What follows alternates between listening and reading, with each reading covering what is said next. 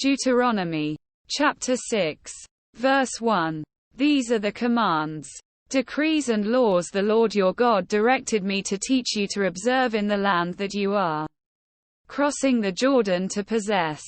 Verse 2. So that you, your children and their children after them may fear the Lord your God as long as you live by keeping all his decrees and commands that I give you, and so that you may enjoy long life. Verse 3.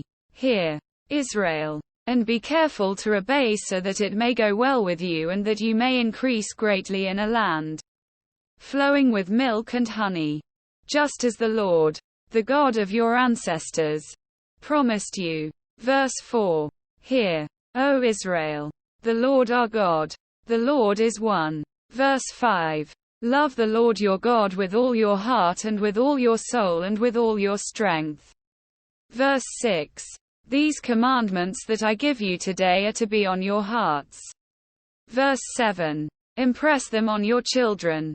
Talk about them when you sit at home and when you walk along the road, when you lie down and when you get up. Verse 8. Tie them as symbols on your hands and bind them on your foreheads.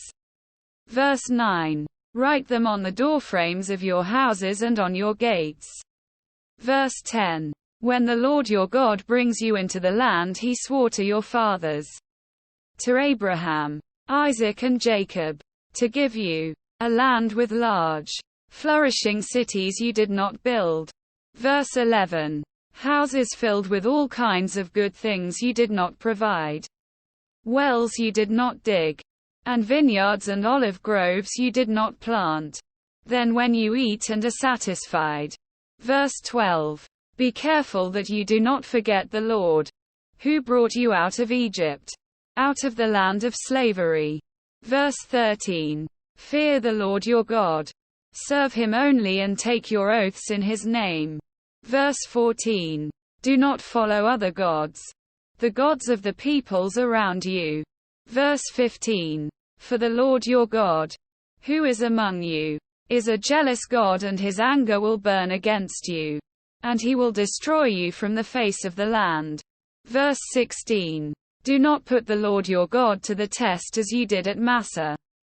Verse 17. Be sure to keep the commands of the Lord your God and the stipulations and decrees he has given you. Verse 18.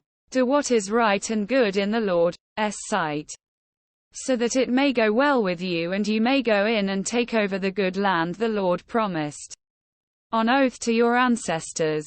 Verse 19. Thrusting out all your enemies before you, as the Lord said. Verse 20. In the future, when your son asks you, what is the meaning of the stipulations, decrees and laws the Lord our God has commanded you? Quote. Verse 21. Tell him, we were slaves of Pharaoh in Egypt, but the Lord brought us out of Egypt with a mighty hand.